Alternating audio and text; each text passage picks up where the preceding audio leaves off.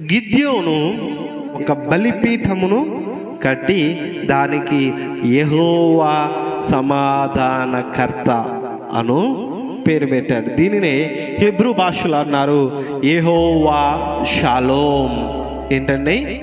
యెహోవా shalom, శాంతిని అనుగ్రహించు దేవుడు.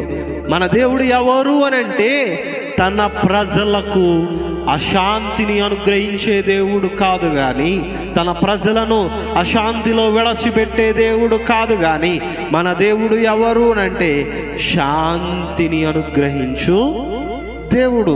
ఆయన సమాధానమును అనుగ్రహించు దేవుడుగా ఉన్నాడు. ఆయన శాంతిని అనుగ్రహించు దేవుడుగా ఉన్నాడు. ఆయన నా జీవితంలో ప్రతి విధమైన అశాంతిని తీసివేసి శాంతిని, సమాధానమును ఇచ్చుటకు ఆయన సమాధాన